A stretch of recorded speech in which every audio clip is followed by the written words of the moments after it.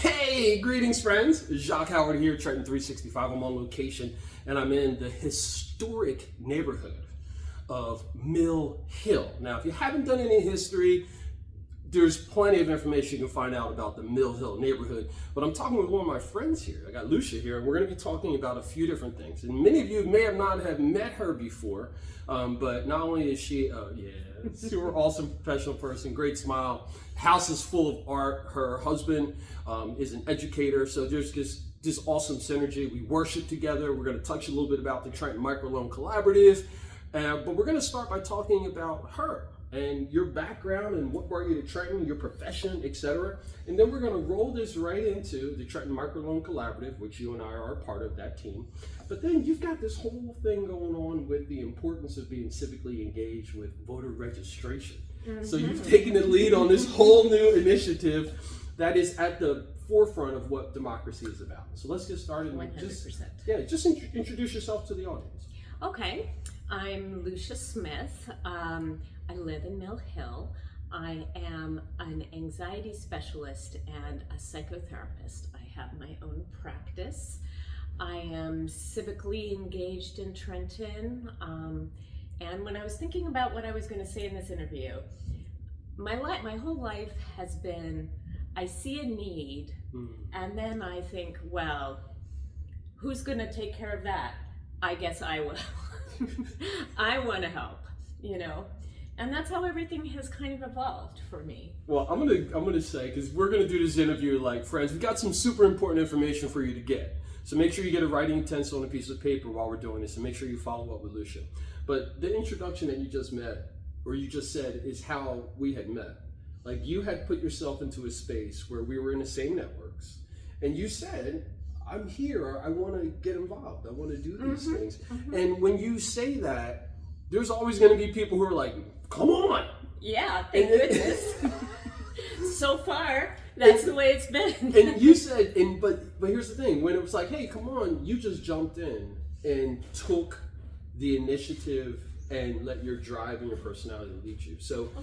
Yeah, you're welcome. So like this, let's be honest and real. I mean, you're a therapist, you've got clients, but you're also engaging your professional practice into the community.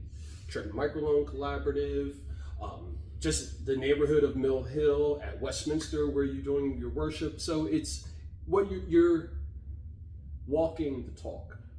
I try. I hope so. Thank you, friend. Thank you so much. Now, when you were a young person, was it like, hey, I think I really want to get into psychology and psychotherapy, or were you just something that happened? When I was a young person, I wanted to be an English professor. And then I did that for a while, and I'm like, wow, different than I thought.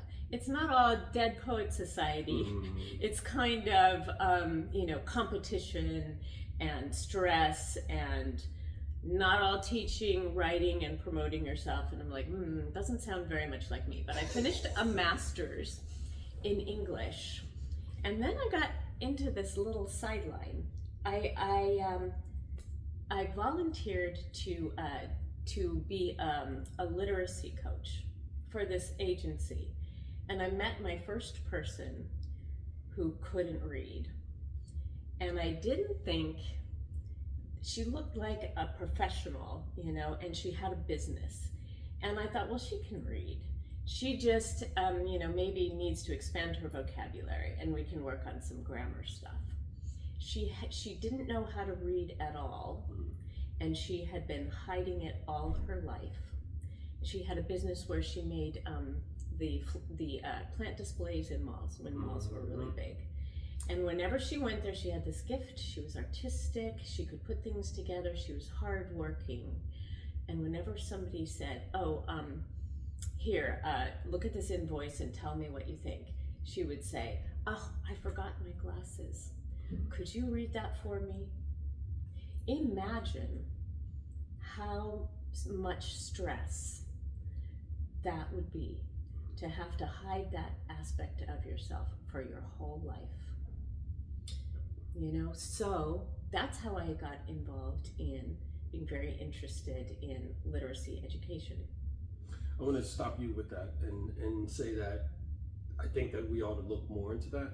Literally this week, multiple times, Okay. the literacy level of Trentonians and people from Mercer County has come up on multiple occasions. And those of us who do the work, community work, organizing, etc., we have to be cognizant of where people are. And like Absolutely. you said, a professional person had a business, didn't appear to be someone who didn't have the ability to read. Not unintelligent, not unintelligent at all. Yeah. So this, so English professor, not so much. But, it was like a two-pronged thing with this woman. She had the terrible anxiety and the self-esteem issues.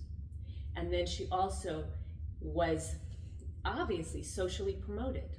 I mean, she couldn't read at all. Did they not notice that at school? They just kept promoting her, and nobody had the skills to teach her what she needed to know. And we have kids like that now too. So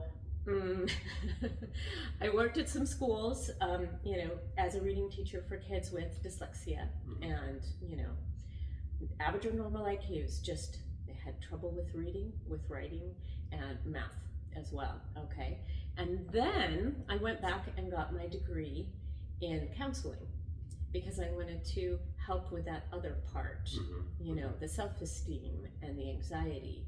And so I did that, and I did some educational testing. And then my friends and I decided to start a school, and that's called the Bridge Academy. Now, I had no idea Yeah. you were part of that. Yeah. I had no idea. Awesome. So that was very cool because, and I've got to plug that, even though I don't work there anymore. But you were part of that. The way we did it is it's an accredited school, and we have great laws around learning disabilities in New Jersey. People move here to take advantage of them. So if a kid was not learning how to read in the public schools and they were doing the social promotion thing, not meeting his needs, the parents could go to the district and tell them that. And the district had to send them to the Bridge Academy, and they had to pay the tuition. Wonderful. So we got people from everywhere. A lot of kids from Trenton. We had a kid from Cape May, and the district provided transportation. It was sweet, so we could serve a lot of people there. And I was the therapist there, and I was also the reading teacher. Sidebar, we're gonna have a conversation. Okay. Because I had no idea. I had no idea that you were a part of that. That's awesome. Yeah. It was a crazy ride, but we did it. We all quit the other school where we worked in August, but we'd been working on it before this, and then we opened in September. All right. I don't want to go deeply into that, okay. but my mind is running because there's a conversation that needs to be had about childhood early development education and what the municipalities are doing to make sure that it's equitable and that there are children who may have learning issues or disabilities or maybe even dysfunction at their home. How do we identify that early and start using some of these tools that we have and resources so it doesn't set the child up for a lifelong of social passing? Because they're a good kid, they're engaged, but they don't know how to read. They'll get it later. We're just going to pass them through. Yeah. And the saddest thing, best thing, was when we got a kid in 3rd grade, and they just started to hit the reading wall, and we could just jump in there, teach them the tips and tricks, and build their confidence, and they would just soar. The worst thing was when we got a kid who was 14. And had been just under the radar, and then they were about to go, to graduate from high school. So there's the emotional, horrible low self-esteem and anxiety, and then they still haven't mastered reading. So yeah, New Jersey's pretty good, but people aren't aware of the services, that they can get. Look at you, perfect segue. Okay. All right, so perfect segue to knowledge and information and access, right? Let's talk about Trenton Microloan Collaborative. Okay. And I'm going to do a little lead in. I'm going to have Lucia jump in. So many years ago, through a Bible study, Westminster Presbyterian Church had done some work with the Criterion Institute to figure out a new method of ministry, so to speak. And what we decided on with the Bible study was that we would engage ourselves in microlending, microloans. There's some more research. Our team, and at that time, there's probably about 14 of us or something like that who were part of the initial team. After the Bible study, we decided that we would focus on formerly incarcerated individuals who are entrepreneurs, or entrepreneurs who were formerly incarcerated, and that we would provide them with microloans, and we now also services, because we recognize that not all the recipients need the $2,000 or less cash. And we've had we have 9 right now, right? Nine who have received either services or grants. And we're intending to grow. We're looking to build out our board and our staff. The website is the Trenton microloan.org. There you can go and find out about what we're doing with it, and you can sign up to volunteer. You can follow us on social media, etc. But we have a very specific procedure. We go through several different steps before the funds or anything are given to the individuals and entrepreneurs. But internally, we have a team like Lucia and I who we meet with them. We review their application. When we haven't rejected anyone yet. Yeah, and, I know. And the folks who come in, we come around them. So it's not like they get a check or anything like that and we forget about them. We are constantly engaging with them, coming around, like bringing our arms and everything around them and providing services and things that we need. So from your perspective, let's have you share a bit about Trenton Microloan. Okay. I don't know if this is going to be a popular thing to say, but when I was teaching, we had people from all over the world, or all over New Jersey, I should say. And since it was subsidized, anybody could come. And as I was working there, it really became noticeable to me the kind of racist over-incarceration reality that my students were all facing. And I remember talking to another staff member and saying, it's really funny because our students that live in Princeton, if the police catch them smoking pot, they take them home. But if our kids that live in Trenton are caught smoking pot, the police take them to the jail. And why is this happening? And there was a larger number of kids from the Trenton area whose parents were incarcerated than, the white population. So I became very interested and motivated in that. And I became involved with the new Jim Crow. And, again, I noticed there was a need. Need filler. Yeah. And I'm like, I wonder what I could do that would help more than just, getting together and talking about it, So I'm sitting in church one day and the woman from Criterion Institute comes in and tells us all about the microloan programs that they have set up and, the Bible studies that we can do to discern whether we want to do this and how we want to do this. And I thought, well, that's really interesting. It would be so cool if we could do that. Need filler. And because it's our church, we got right on it and we started the discernment process, and we've come up with a really good model that's working very, very well. And we're making impacts on the lives of not just the folks who are the entrepreneurs, but amongst ourselves.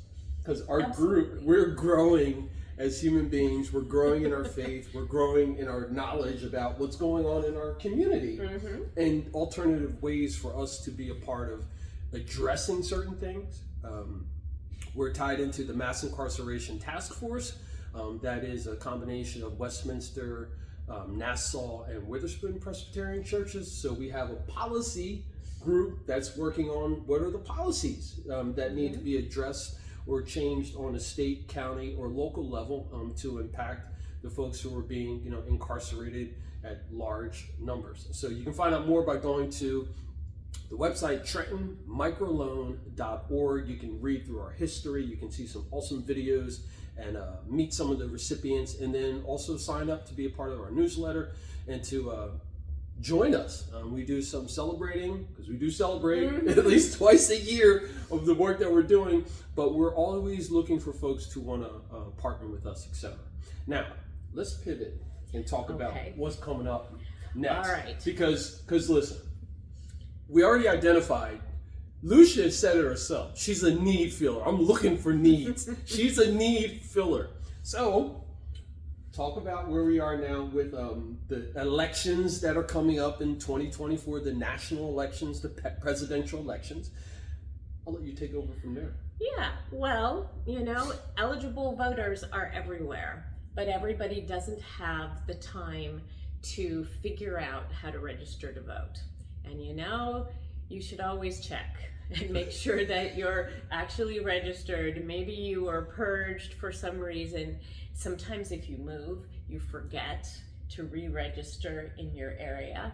And we've got a lot of 17-year-olds out there who are going to be turning 18 by November. Yep. So Presbyterian churches in the area, Nassau, Witherspoon, and Westminster have all gotten together to do voter registration drives, but I'm not supposed to call them that because we are not registering them. So I guess we're to call them voter information and support drives. But we've got everything there that you could possibly need.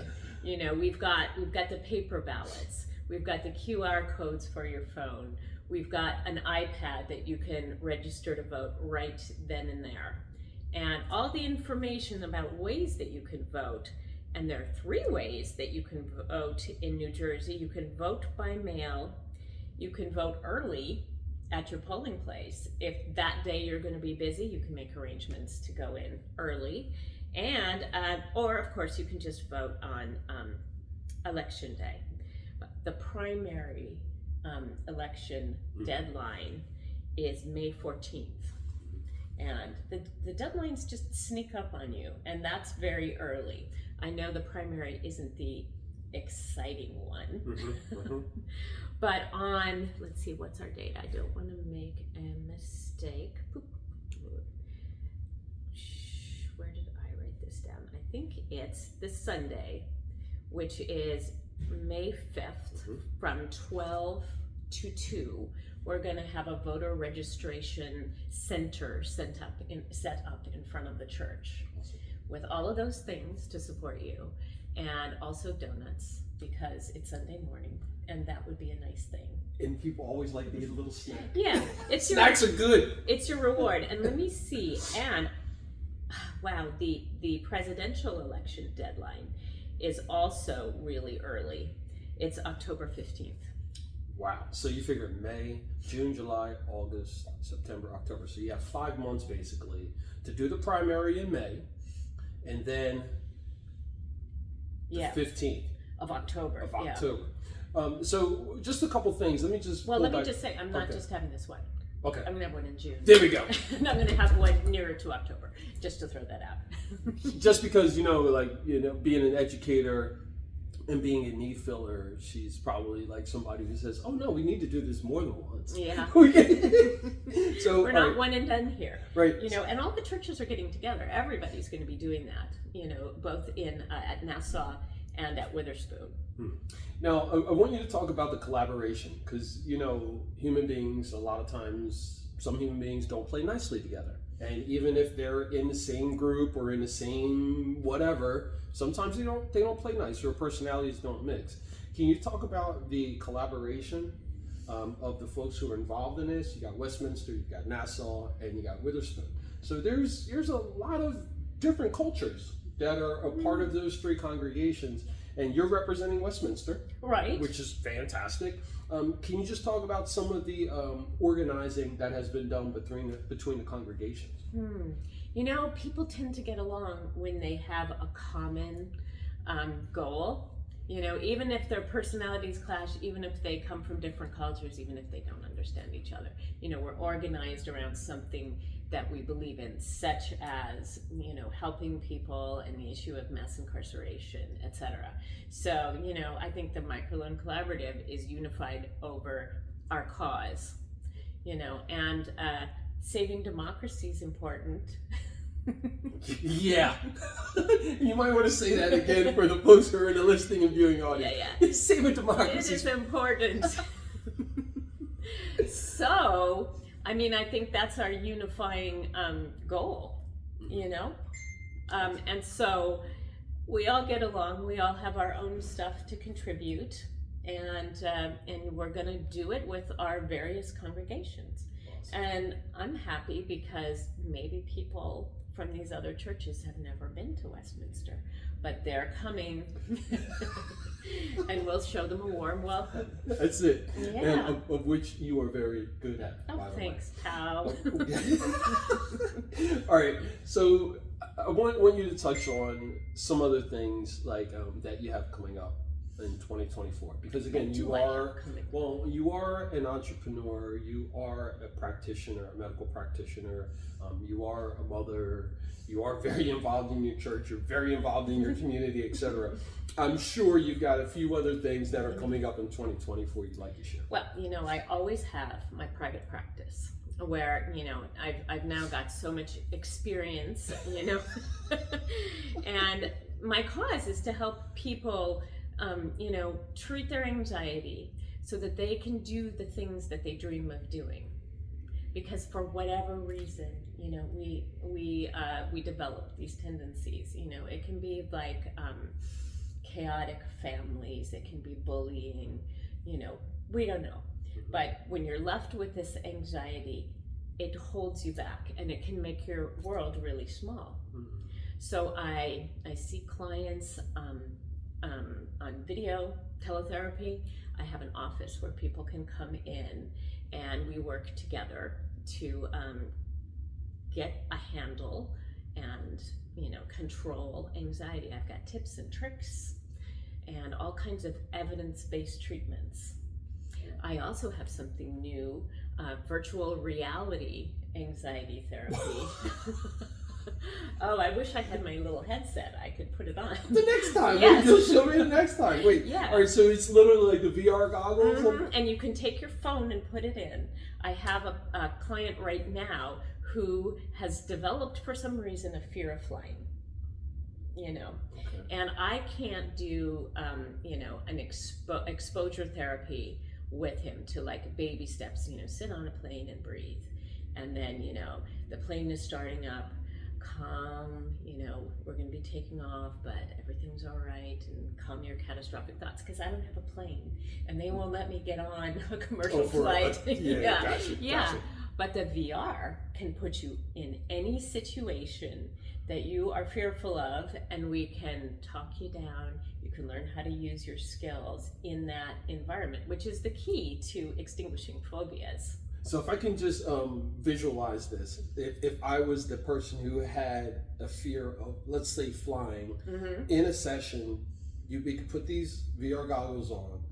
It would simulate as if I'm in an airplane. Exactly. And I would probably go through all the emotions, but I'd be in a living room like this, and you would be there coaching me or assisting me through the process. You'd have your little headphones on. And you would have the VR headset on, and it would be, your first exposure would be something easy, like getting on an airplane and taking your seat. And everything is like from your perspective, so you see all the other people, you hear the engine sounds and everything. And then before that, we would have done a lot of work on calming strategies, like, you know, deep breathing, and grounding and mindfulness. And we wouldn't just put you on a flight up in the sky, you know, and you're all belted in and it's really scary. It's just baby steps. We could start with something as simple as just going to the airport and walking up to the ticket desk, you know, and if your anxiety starts going up, then we work on it. And it's like having the experience in little manageable chunks and not flooding and getting overwhelmed and setting yourself back, but just getting used to it. Okay. So I'm a big believer in therapy. So, I mean, it's helped me tremendously, and I'm very supportive of therapists. I'm excited to hear this. And is this part of your strategy once you learn what your client, your patient is going through, is taking baby steps, not forcing them into something? Exactly. Yeah. You need to make, so here's the little stress needle, I always say. When you're doing exposure, like if you're afraid to, I had a client that was afraid to go on walks with her children because she was afraid that something would happen to them and she wouldn't be able to find help. So the first thing we would do is just take the children out. She would take the children out into the front yard and they would just play there. And her stress needle would just go up this much. You know, if she took the kids to Disney World and there were people around and crowds and the kids, you know, were running off and stuff, woo, that stress needle would go up to 11. And then she would just never want to take the kids out again. That's how people get, you know, agoraphobia, you know, and are housebound. Okay. All right. Now, I know that your practice, for what you've told me in the past, is children all the way up to adults. Can you just touch a bit on some of the things that we're seeing on the different spectrums, meaning the folks who are a little bit older, say like my age, our age, older, some of the anxieties that they're having, and then some of the youth that you may be seeing with some of the issues that they're having? Well, I would see a lot of people who had learning disabilities, I guess because of that, you know, part of my experience on my website, which is clearmindcounselingnj.com, by the way.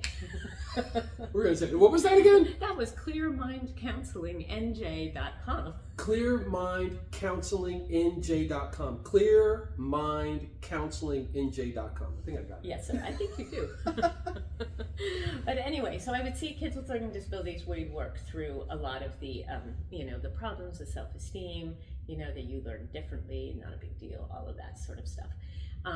You know, and social phobia was something, you know, because when things get competitive in middle school and high school, you know, a lot of kids can develop social anxiety. So we work on controlling that anxiety when it comes up. But now we're having the post-COVID anxiety people.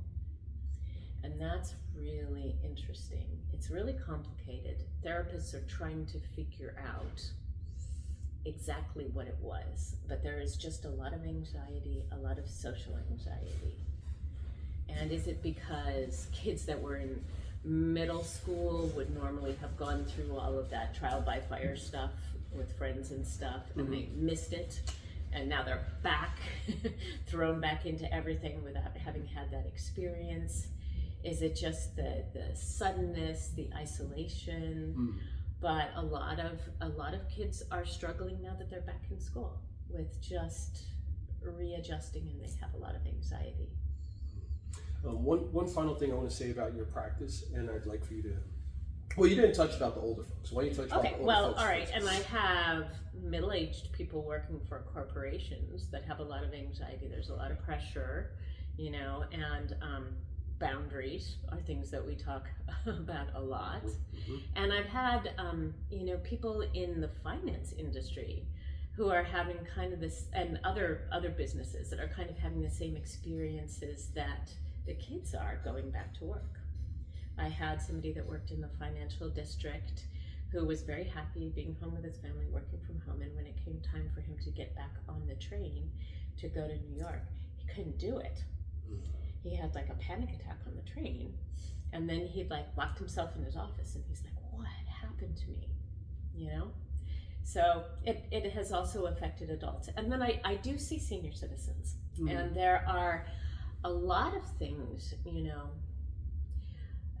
that happen when you're aging, you know, the changes in your abilities to do things, letting go of your children, and letting them live their own lives.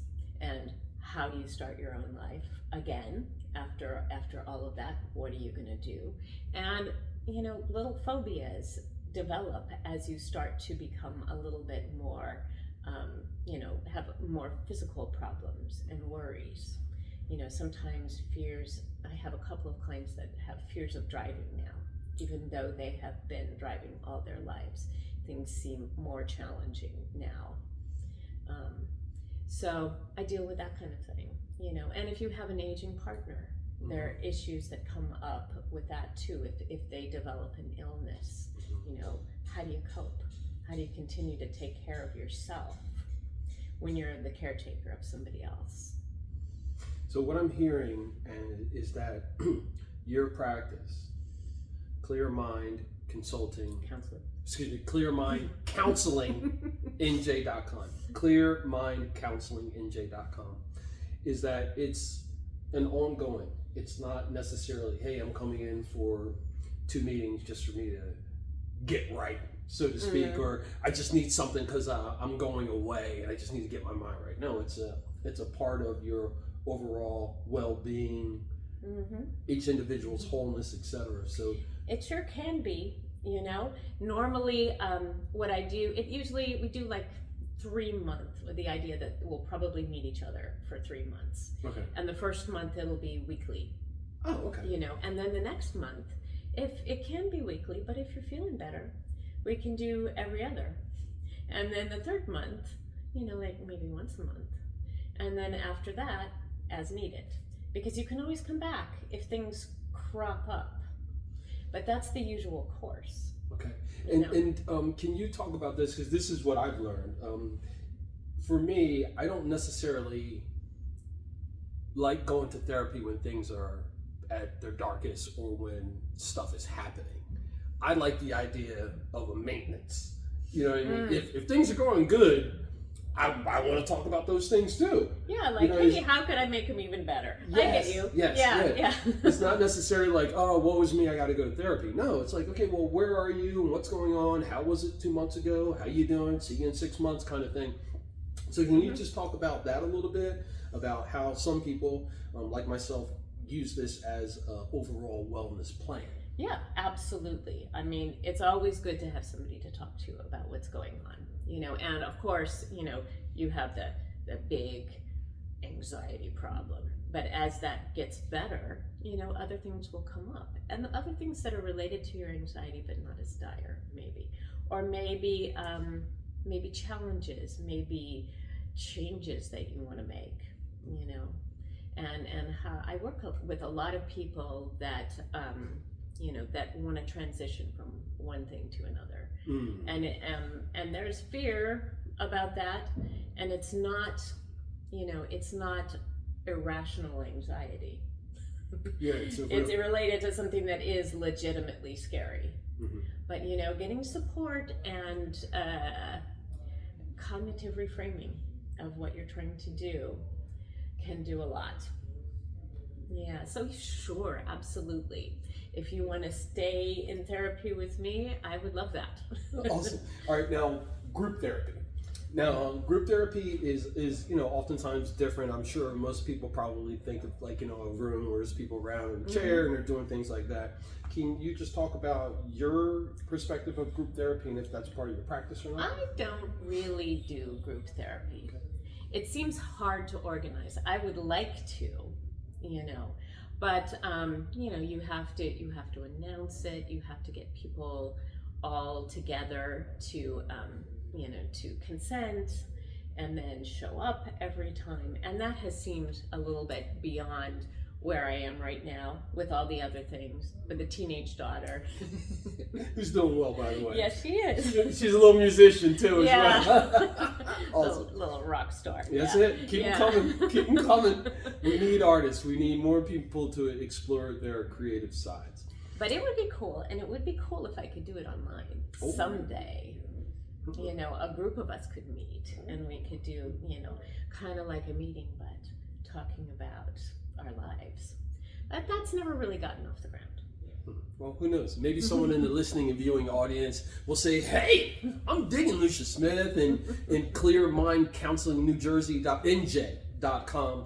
All right, well, closing out, just invite people to the not registration event.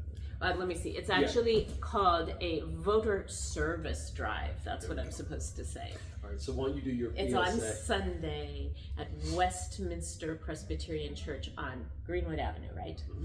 Okay. We will be out in front of the church with a table and everything you need to register yourself and donuts from 12 to 2. Come and meet the people from Westminster, the kids who are going to be helping, and the other churches that are involved. We'd love to see you there. Awesome. Sorry, I'm on location. Jacque Howard on location, Trenton 365. Jacque's R.E.A.C.H. Civics. I'm speaking with Lucia Smith, who is a counselor. Website, clearmindcounselingnj.com. We also spoke about the Trenton Microloan Collaborative, and the website for that is trentonmicroloan.org. Jacque Howard here with Lucia. Remember, it's always about justice, peace, and humility.